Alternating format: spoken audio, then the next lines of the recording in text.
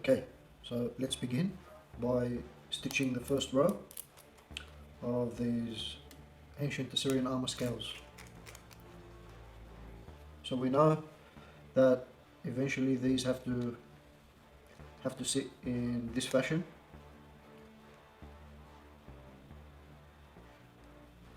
So let us start by getting some thread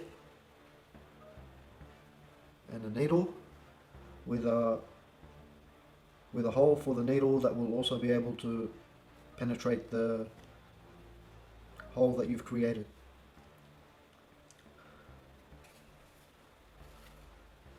So we start.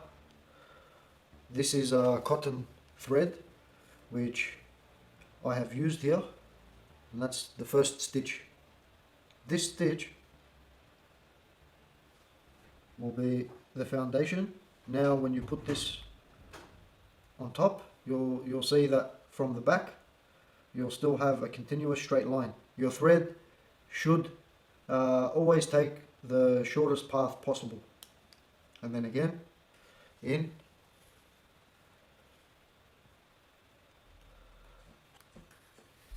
back through.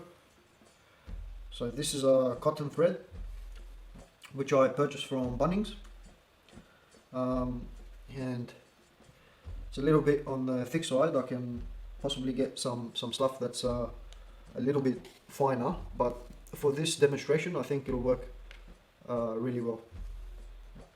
So I'm trying to keep as much tension as possible without trying to dislocate the plates so that they don't go past that mid-rib.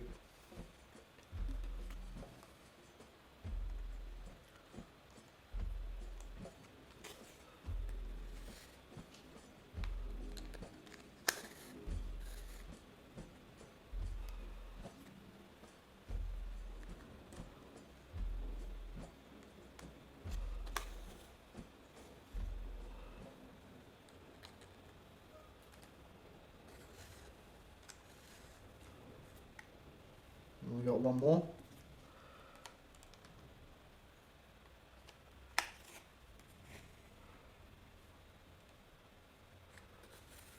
So in this case I'm doing 6 as a sample, and now I'm gonna adjust them a little bit more by laying them down flat.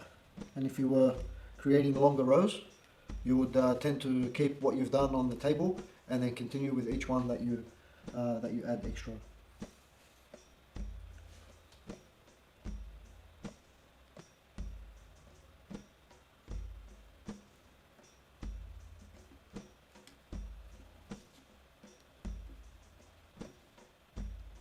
So now I need to keep my thread from going back out the same side that went in through. So here, this is how I like to do my knots.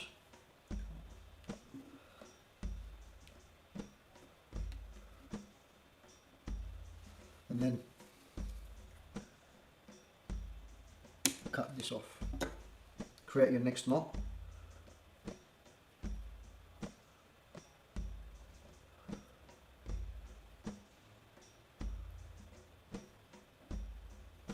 And now you start on the top row. And they're still relatively loose with only one thread here. So try your best to lay them flat if they're becoming a bit too cumbersome. And now this one, in order for it to go across here in the front, that means I have to enter from the front. Those two holes we entered from the back when we first begun. In this case, we got to enter from the front to come up through the back, and so that we're in a forward position here and ready then to go continuously in and out in that fashion.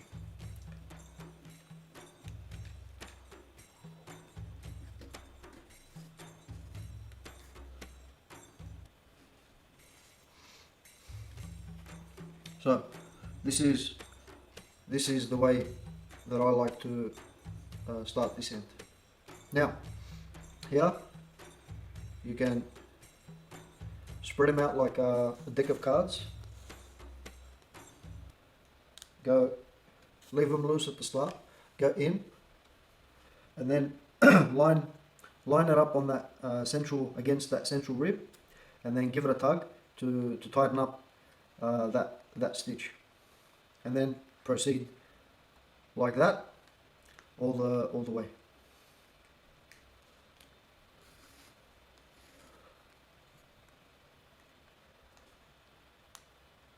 So this must be the most manliest type of sewing I've ever done. Sewing to create armor. So that's pretty cool. I have the next one. Again, just beyond. Yeah. Now back through. Now it's okay if they're not tight or you over tight them. You'll have a chance at the end then when you lay your row out flat to be able to straighten anything up and tighten it if you need to. So at this moment you're trying to get your threads, your horizontal threads through first.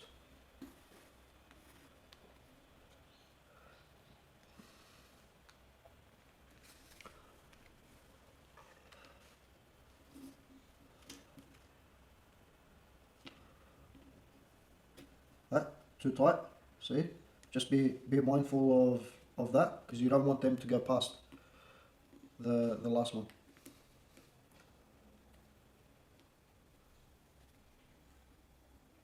And in this respect, I'm learning for the first time as I'm going along how to figure out ways to make it easier for myself to be able to stitch this. So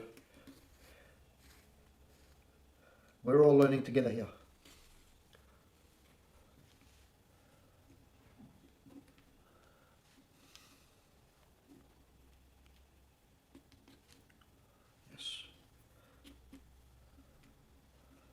So now that my row is flat, hang on, yeah,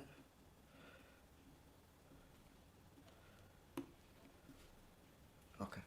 So I'm happy with that. Now I'll tie my string off. I usually like to place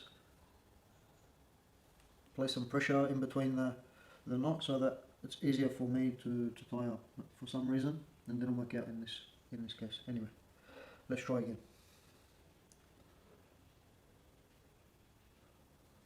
Here we go. So that's the knot. I'll whack it through here, and then tighten.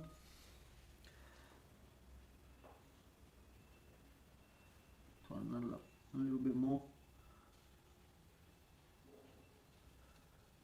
So this is not fast work, although I reckon they would have been fast at doing it. They would have known what they're doing, and they're not trying to figure stuff out as they're going along like I am here.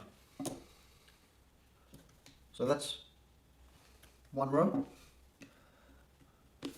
and you can see how loose they are, how flexible and malleable they are in this state. They have room to move up and down, and there is also a little bit of give in that sense as well. So that's one row. Let's work on the next one and just continue until we've done all our horizontals, and then the fun part begins by trying to figure out how to actually lace the rows that you've created together in order for you to create the armor.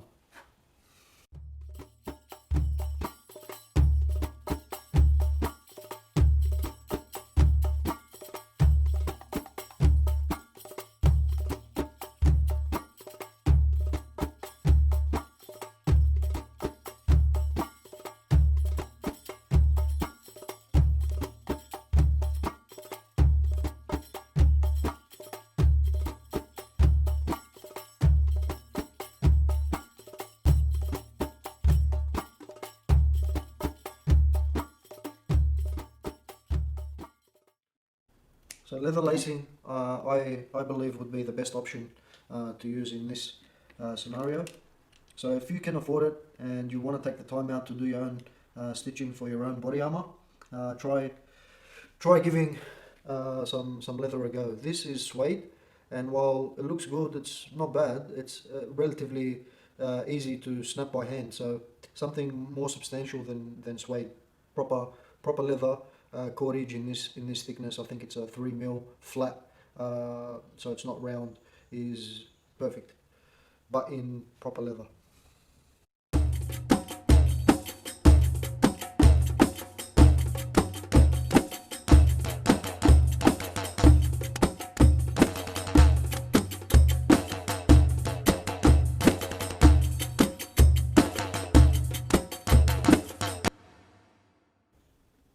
Hey, see, I just made a mistake.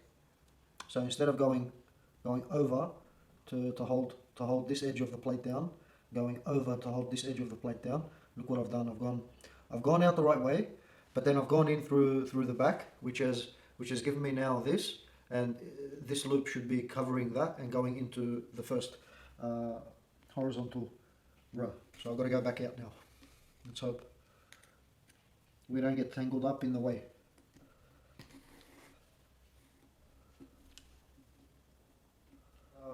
I've stitched all 3 rows horizontally, and here I've gone ahead and laced this bottom row in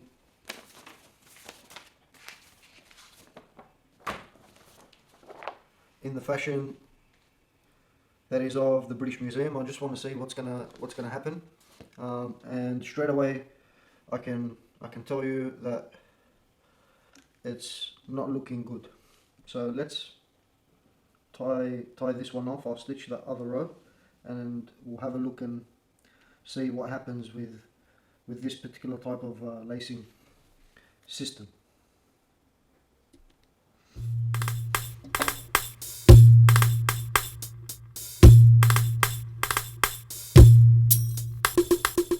You can see that one when it's actually sitting down, you can see how that doesn't look too bad.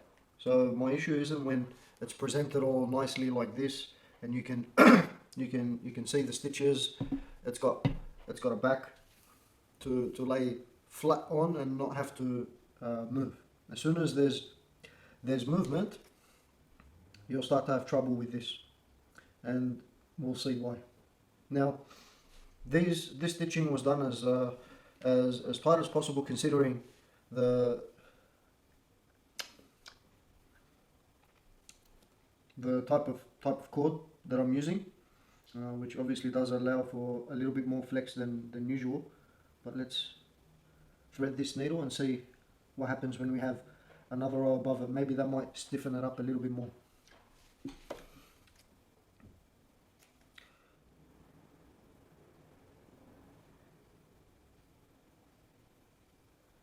Hallelujah,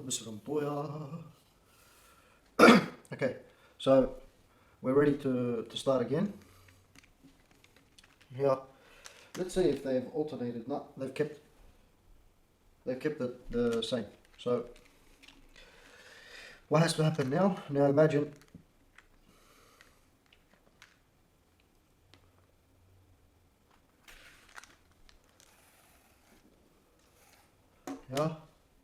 go into there.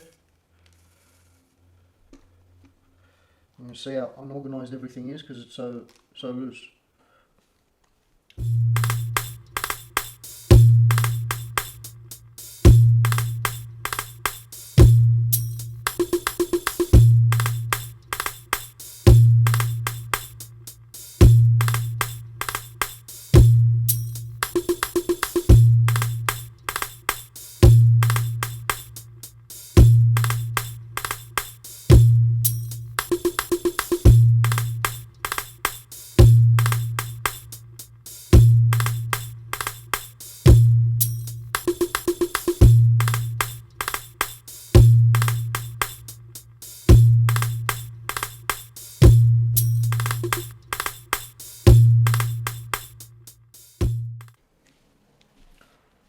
Okay, so what do we have here?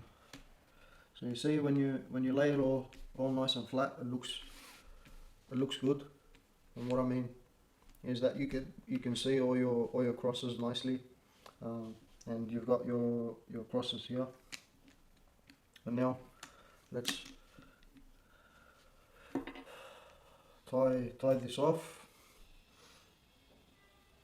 and see what happens. Here is that type of lacing completed, and I still think to do a little bit more justice to this, you could also go and fill in your X's here and here, which hopefully would help with the way that the plates are laying, because like this it's too loose. So it's neither here nor there. It's not overlapping this one, and sometimes this one is becoming on top of them. It's a very loose system.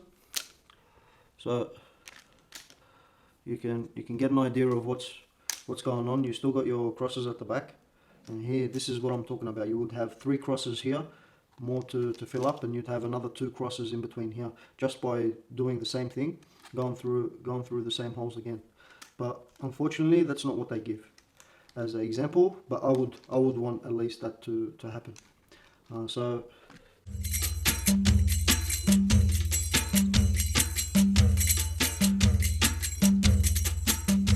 on these square ones or rectangle with the straight edge at the bottom, at least you know where one row finishes and where one row starts, and I think it sits more comfortably in this regard.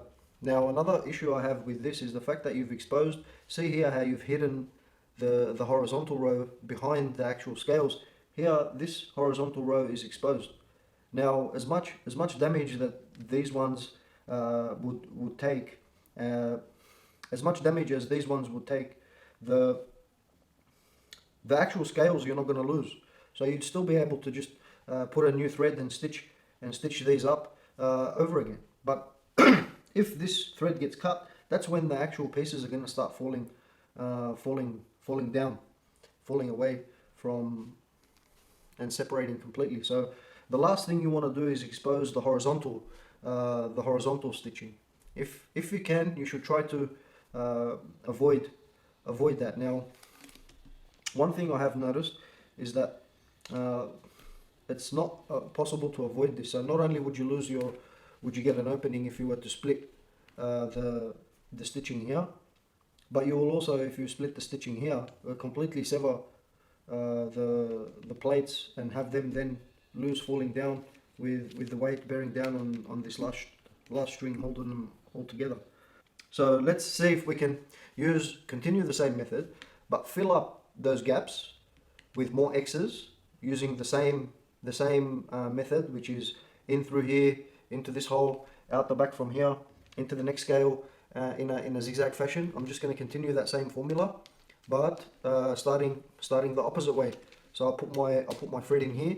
This part won't have an X, will have an X as well, and we'll see if that helps to align them. And if not, then I know what I'll have to do. I'll have to end up going for another horizontal stitch across here to lock those plates in side by side, so that they don't move around as much, and then we'll have a look again. But first I'll do the zigzag, and then we'll do some horizontals if it's still relatively loose after that.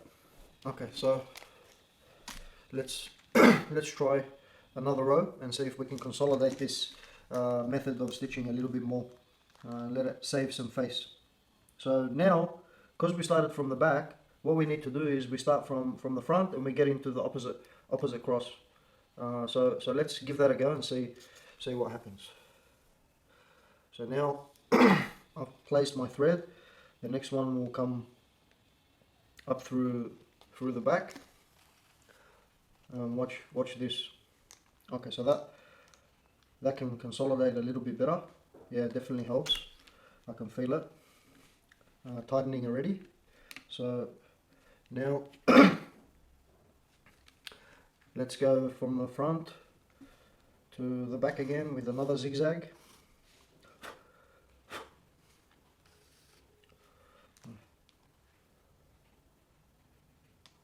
Okay, and now we need to come come up through, not there, yes, okay, so through that hole.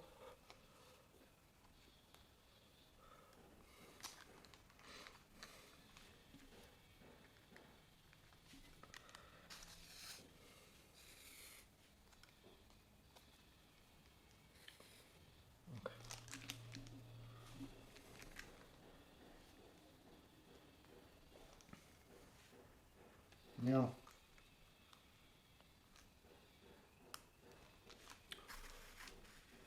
okay, so that's been done, and you can see how it's starting to fill out the front and the back as well. I'll show you after I do the row.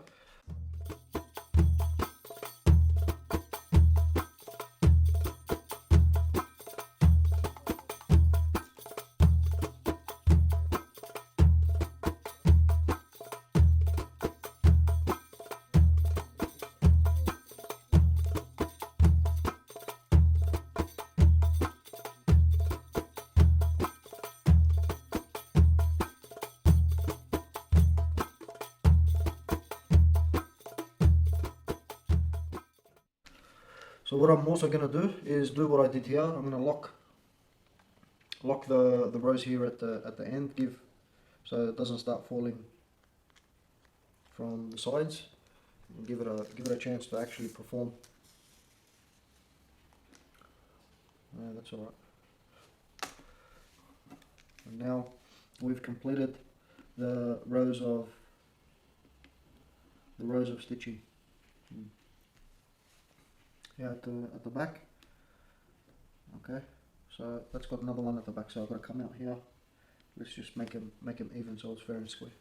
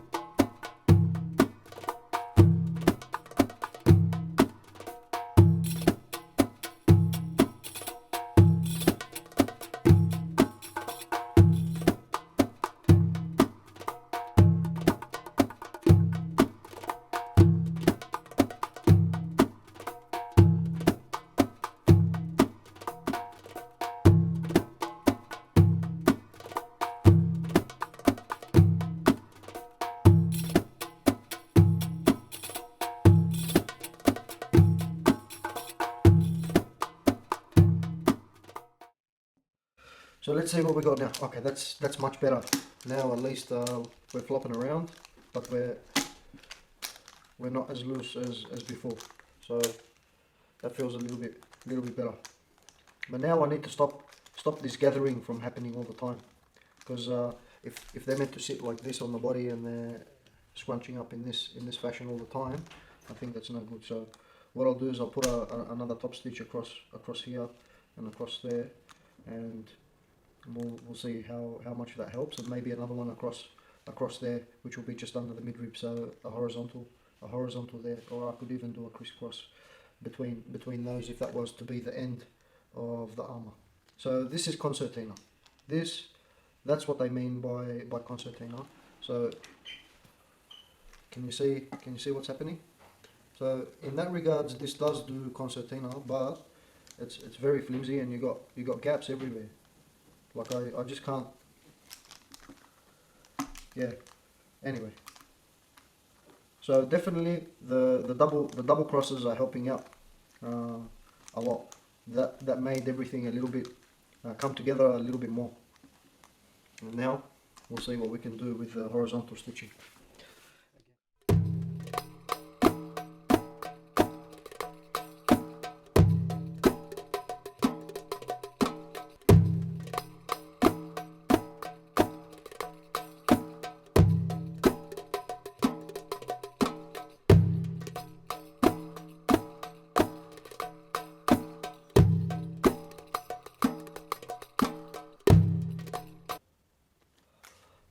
you can see what's happening. It's starting to create the stitch as I go through, and then when I come past, it'll finish up stitching it here, and that should separate, stop the layers from folding over themselves past the midrib, or reduce it at the very least.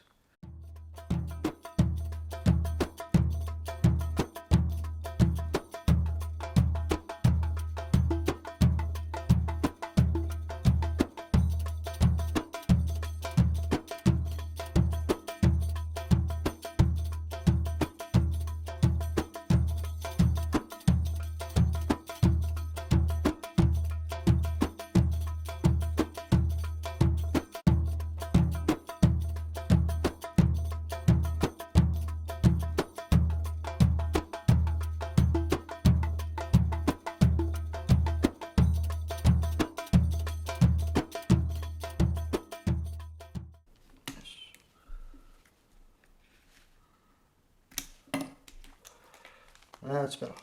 So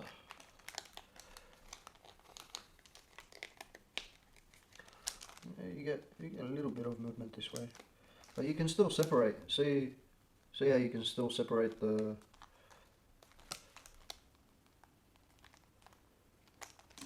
plates. Had that hole sat on top of here, would have locked this row to that one. But you still got the ability to supposedly concertina, not as much as before, but obviously you still have that two-way concertina. But I've had to literally double up on those crosses, and then another straight stitch on top through those holes and back again. And at the bottom as well, in order to give it some form of shape, some body, and not just loose scales like this, pretty much. So now we got that row to do.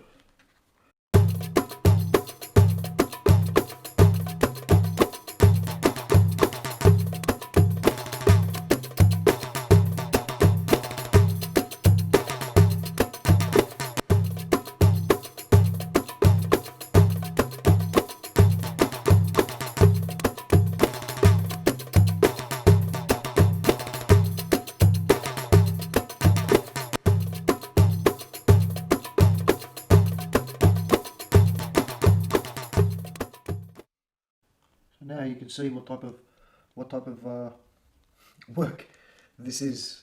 Imagine you're an ancient Assyrian fulfilling your ilku duties. This might possibly have been one of them. Let's see.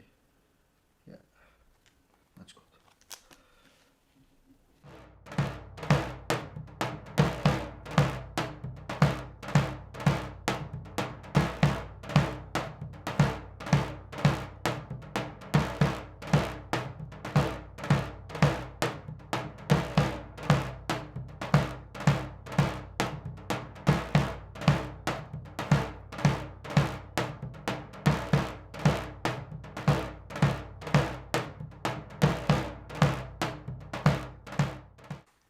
Yes.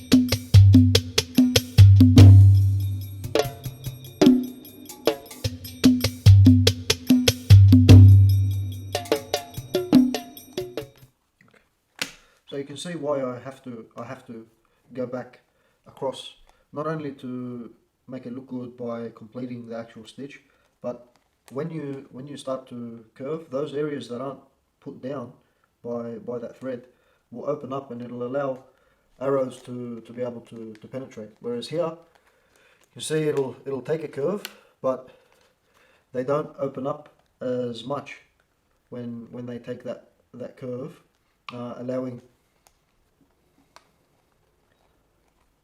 for more protection.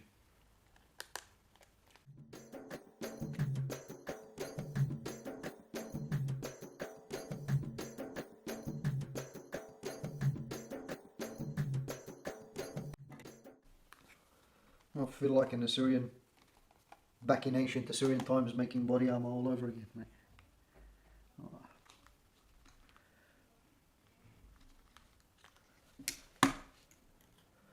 Needle, thread, pair of pliers, and that's it. Wonder if they even had a pair of pliers.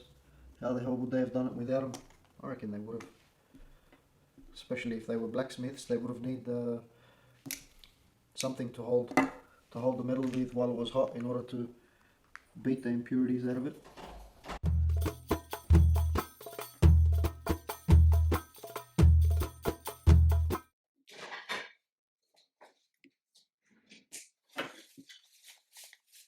There you go. I think like this it's much more acceptable. And I still haven't even put the stitching for the last row here. If I put that in, that too won't open up. It'll be pretty much like this. So you get that movement. You don't get it opening up, especially when you're trying to bend it around a curve. If I had nothing else but this, I'd take it. I wouldn't say no.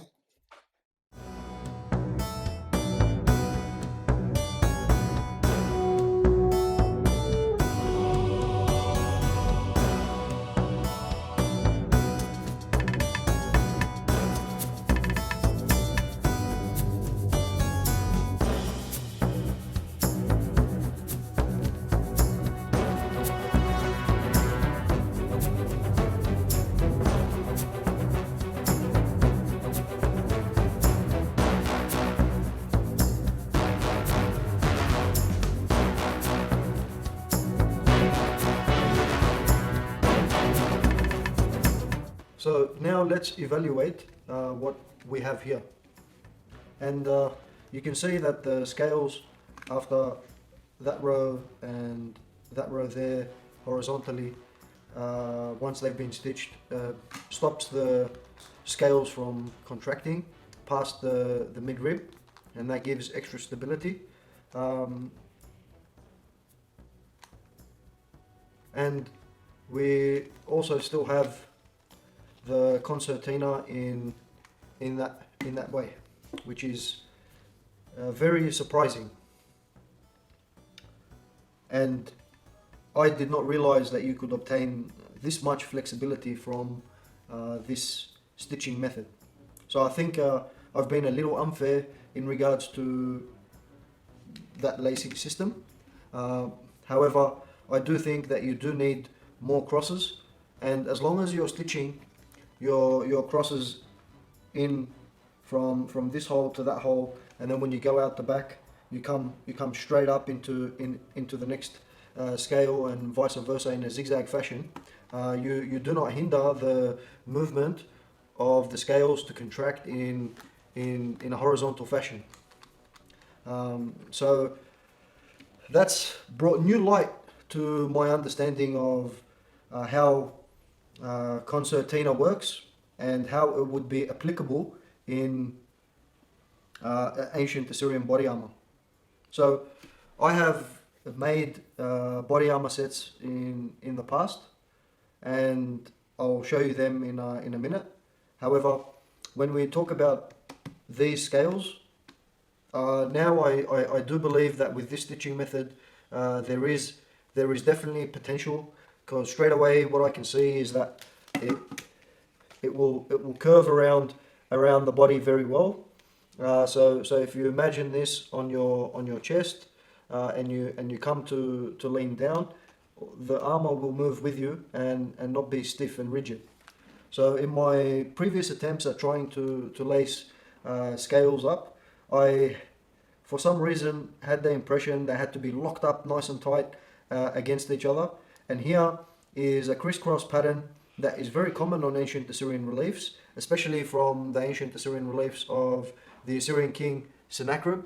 However, this particular style of lacing that I've attempted here does not give you concertina. So it gives you concertina when you're trying to wrap around something. So if that's my arm and I want to wrap around, yeah, that's fine. It will flex. However, you don't get that concertina in a downward fashion. So I'm putting pressure now on the table, and these scales are not budging, and that's because of the overlap. So if you notice, I started my stitching from the top hole and then gone into the next hole of the scale next to it, and also the one behind it. So there's a very small overlap between the scales, and then continued that type of stitching. So what happens is, with that overlap, it kills all the concertina that the scale armor or the lamellar armor should have. So I believe that this would be better now, having experimented with this type of lacing and understanding how concertina works. If this scale was instead butted up and not overlapping here, so that this top hole lines up with this hole behind, so that overlap is unnecessary. That means that I would have to stitch the plates in this fashion, butted up, not overlapped. And you could still have this pattern, but what you would do is you would go from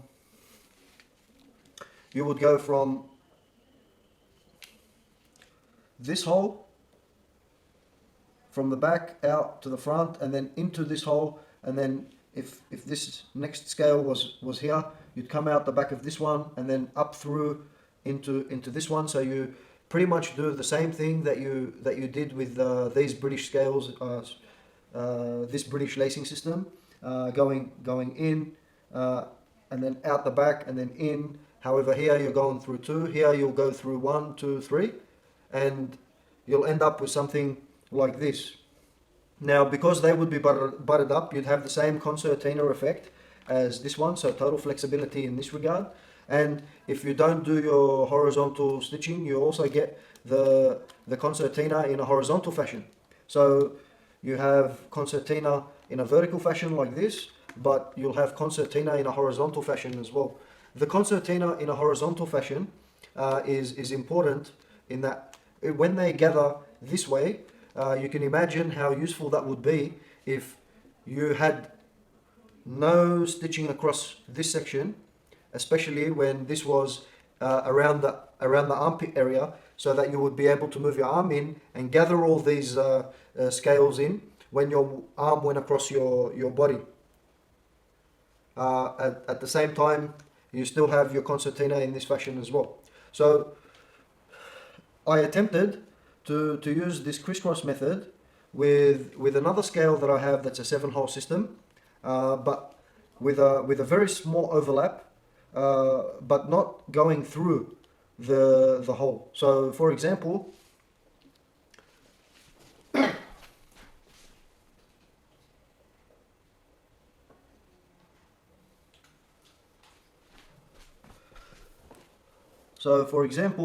you could butt these two scales up in this fashion, and then carry on using 1, 2, and 3 holes. However, you can see they're unevenly spaced. The space between here and here is different.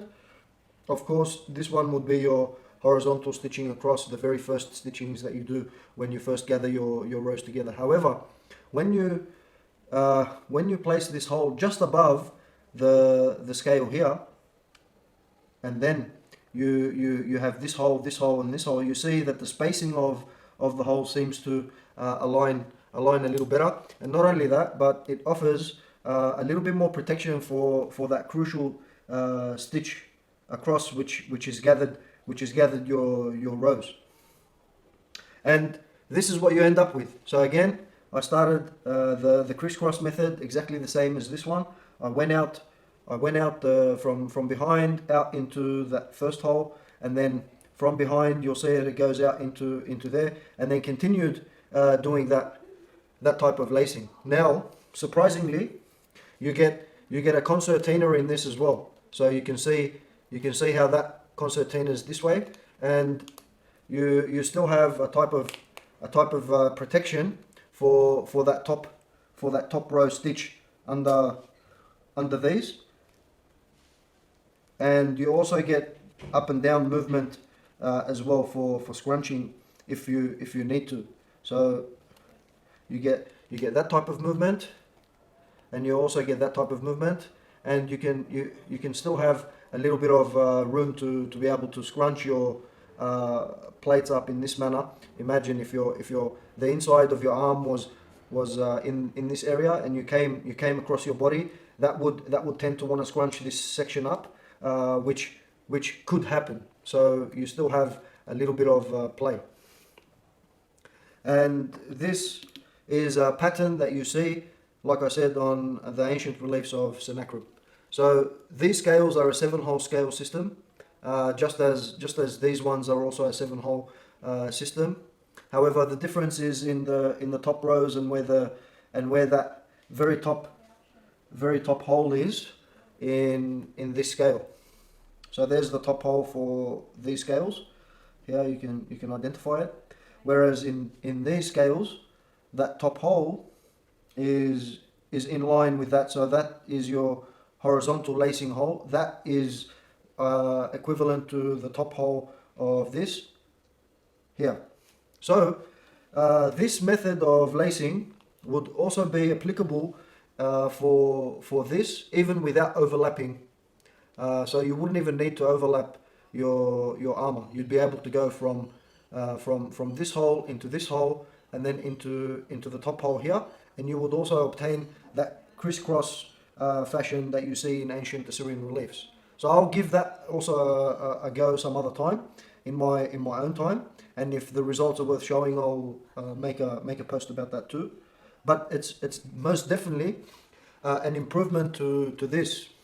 So these scales are the same as these ones here, with the same hole system, and these ones I had overlapped a bit too much. So what I mean by that is I had married up this hole with that top hole, so that you were going through 1, 2, 3 holes, and what you end up with is something very rigid.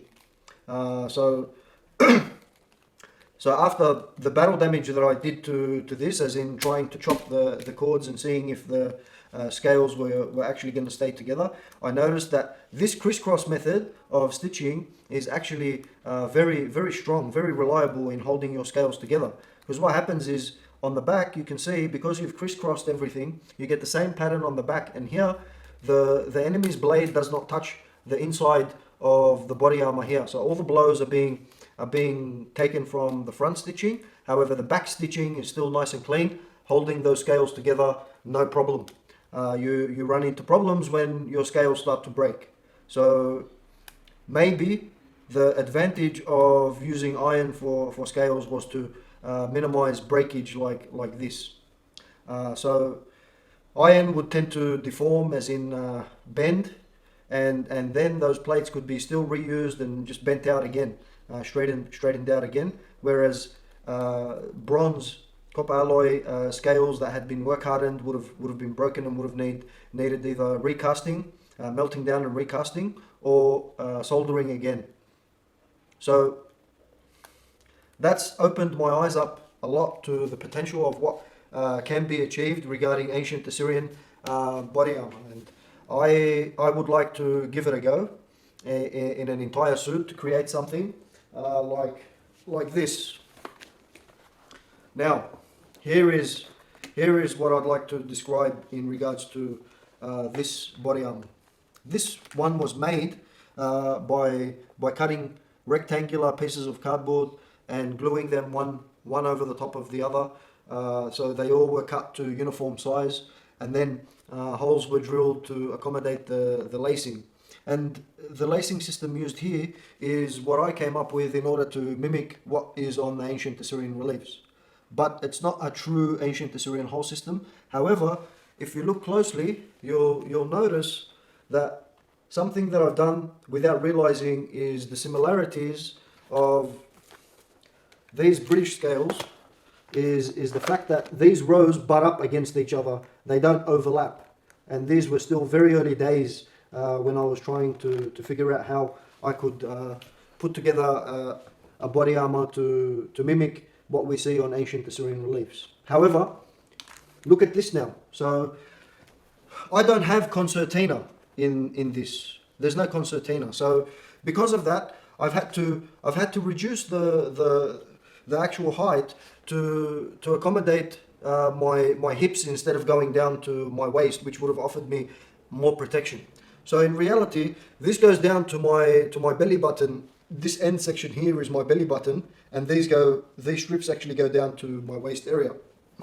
Had I have understood concertina and how it worked in regards to ancient Assyrian scales, all of this, no matter how long I made it, even if it was scales down to the actual waist, would have been no problem, because they would have been able to concertina, allowing me to be able to sit down, to crouch, to crunch, to move in any way, shape or form.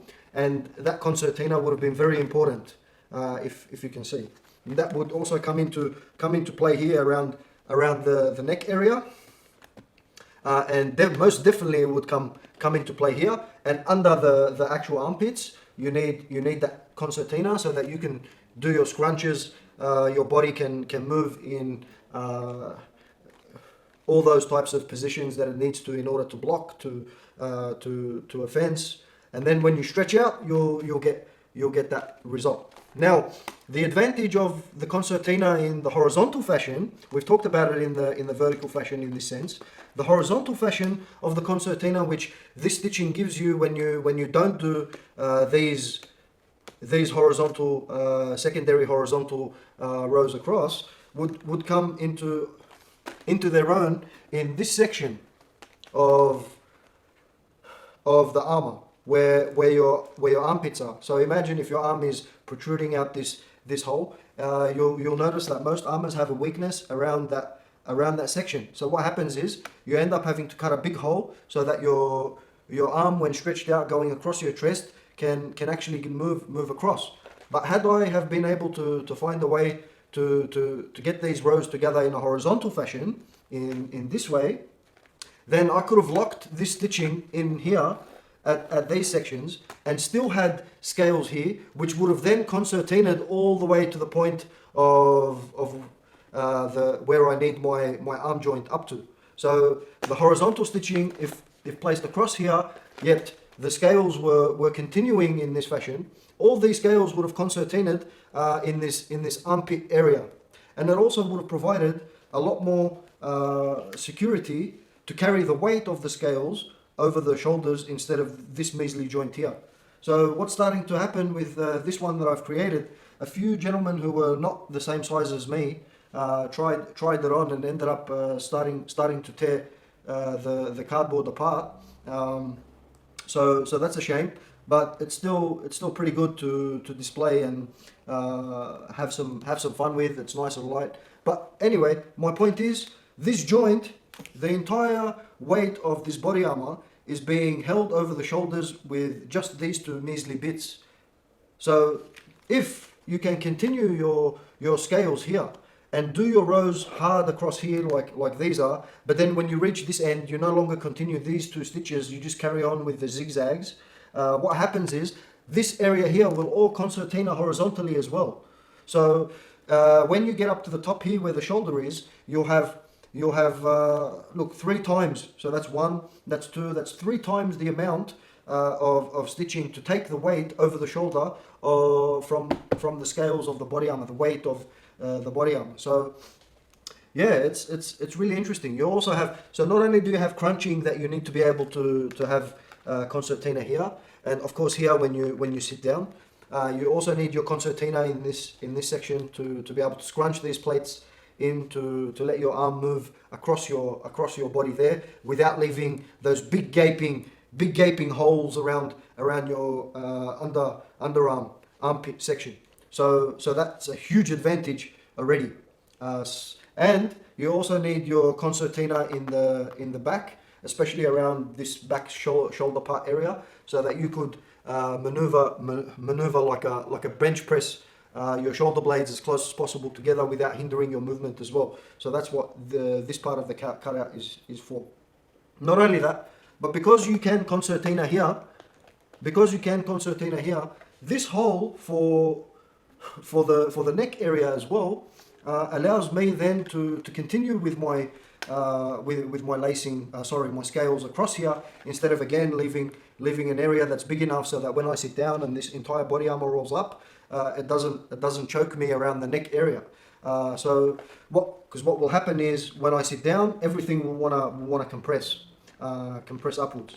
So yeah, I'm starting to realize the advantages of this method of stitching. Now check this out. Here is, let's say these are your scales, and this is a sword, a spear, a blade or something, and I'd like to pierce it because I'm totally concerned about everything getting in through there. So between the layers of the stitching. But when we give it a go, what we see is it's not going through here. That's as far as you're going to go through, or maybe a little bit more. But that's my main concern, and I thought it was going to be much worse than what it is. But it's actually not so bad. And what I mean by that is, depending on what activity you were doing, you would require more or less flexibility in your body armor. So, for example, this sample, which concertinas as well, but is a little bit more protective in that the rows aren't really as separated as these. There is a slight overlap. You won't get that penetration here in this, and you'll still be able to get your concertina in at least one way. So that's not too bad. You get the protection to stop the blade from going up into that gap that's being created because you're butting the rows up against each other and then stitching them. But you also have the concertina, the advantages of this in regards to it being able to concertina in that fashion. Now, there is another way that I've been able to lace the British scales, which I'll also try out. So every way that here is the original British style, but with extra crosses and extra horizontal rows, which has its purpose. But we also have this method, which you crisscross, and it is overlapped, and you are going through one of the holes. But what happens is you still get concertina. So here, if you can see, I've been able to fold these without having to damage or bend the actual scales. Now, rigid scales obviously won't be like paper, but I can guarantee you, if I had a problem with trying to bend them, I would definitely still be able to tell by the paper. So here you go. This does not concertina. I can't make it do what this one can do. There's no way. So this is another method that I want to try with these scales that are in the British Museum, and this method as well is another one that I want to try, because these are a 7-hole system, and it will bring this hole that's not in play into play and give it a purpose. So this one also makes use out of all the holes and that style of stitching, and so does this. And both are shown. The styles of stitching are represented on ancient Assyrian imagery concerning their soldiers and their armor when they're wearing it. So undoubtedly, it doesn't concertina both ways. So the advantage of this one is that it can concertina this way and it can concertina this way. So both ways concertina. However, this one won't concertina in this direction. So it's a concertina in one way. You might get a little bit more advantage in this, in that if you have to, you can concertina both ways. However, the smoothness of this concertina is much more than this one. However, I think I can be able to rectify that problem by allowing for the right type of tension in my lacing process, so as to give enough room for movement, but keep them tight enough so that they don't stretch to the point where they leave gaps like that in between for between the rows. So here is another method, and although this is another style that's seen on ancient Assyrian reliefs, and again this is achievable on the 7-hole pattern. So whenever you come across the 7-hole pattern that's got two horizontals for lacing the top part and the bottom part, and then also has the 2 holes here with another hole at the top, you can be able to pull off this herringbone pattern as well, which is also seen on ancient Assyrian reliefs, and is really just the same as this stitching. And what I mean by that is, if I was to not proceed to crisscross every single from every single corner of each hole, then I would end up with this type of herringbone pattern instead, going from this hole to that hole, and then coming back out here, and then going into the next scale as well. So this, using the idea of the British lacing system, as in a zigzag pattern. Here I can achieve this pattern using the zigzag pattern, going in and out the holes, and I can also achieve this crisscross pattern as well. And if these scales are not overlapped but are butted up against each other, then they will concertina as well, just like this. And in fact, they'll concertina, I believe, better than these ones in that they don't have rounded ends. They've got square ends like this. So your line is straight, that you end up with in between your rows, and that gives much more ability to be consistent. So here is another thing that I've realized as well. These holes that I've drilled out are actually to scale. So after I either enlarged them or reduced the size of them, depending on what the original size was and how big the original picture of the scales were, I tried to maintain the same size holes that were on the drawings. So what that would give me would be an impression of the size of the actual thread that was used. So here in this case, you can see the potential for a 3mm leather thonging to be able to pass through those holes with not too much difficulty. However, even thread could be used, and what I realized was leather workers use thread all the time, and they use thread that's been waxed. So waxed thread would be advantageous because the thread actually gives you a little bit more flexibility with the play that's needed in these scales to be able to maintain the flex. So it's not too rigid like this paracord is once it's been laced through, or some of the leather thonging that I've tried as well. So there is another one that I want to show you here in this example. You can see that this method, I believe by Kendall, is also valid in that it concertinas. However, it concertinas in one way. So in that respect, and it too is pretty much the zigzag fashion, but he's done it the other way. So you end up starting from behind, going in and using that hole to overlap on top of the hole that's behind that scale, and then you feed your lacing through, and out the back it ends up being a crisscross anyway. So or a zigzag method anyway. So yeah, both ways I think are valid, but I do believe that this method of stitching, as in going in a true zigzag fashion, allows for more flexibility than does this one. Another thing I want you to understand is, if you look carefully on the sides, it's like these scales are floating in between this lacing. So when you have your lacing from the front and from the back like this, it's floating in between those lacings, and that's why you can get as much damage as you want here, because of the full lacing still being intact on the back. You can still maintain all the pieces together. I mean, look how much damage this one has taken. Pieces are broken, some chunks have even fallen apart, yet I still can't pull these scales apart. So the lacing is actually working, and I know from that and how much damage it took from my sword that this stitching will hold up actually relatively well, very well in fact, because you can't get to that back part of the stitching, especially when it's in a crisscross method like this.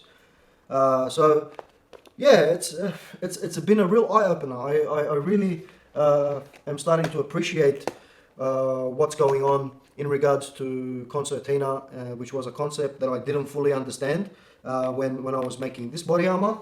And finally, this body armor is also finished.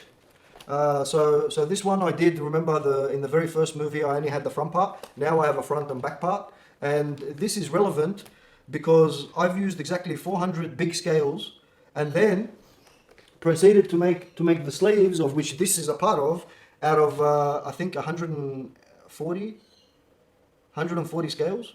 So in the cuneiform documents, especially from the cuneiform documents from Nuzi, which talk about the issuing of armor and how many scales they were, in one source they mentioned that there was, in this suit of body armor, 400 big scales and 280 small scales for the sleeves. So it specifically mentions 280 small scales for the sleeves. Now, if that's the case, that means each sleeve would have been 140. And here, this gives you an idea of the small scales with a number of 140 scales.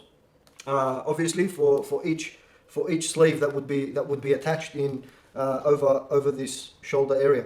So that's amazing. I didn't think I'd be able to pull it off, but it gives you a good sense of what 400 scales and a suit of body armor would look like, I think. And we do get some concertina, but in one way, not in both ways, because this system was more at that time. My knowledge had reached this. This is the example that I based it off. However, the crisscross pattern I put on the front, and not like this, because the crisscrosses are what we see on ancient Assyrian reliefs. So yeah, we get concertina, but we get concertina in one way. Whereas this one, the British scales, I'd love to try out a suit of body armor made completely like this one. And this one, unlike the cardboard version that I made, these are actually resin pieces. So the same resin as these, and cast individually and then hand stitched. So this was very tedious work. Many long hours went into actually being able to fabricate this. And it's my favorite piece of body armor here.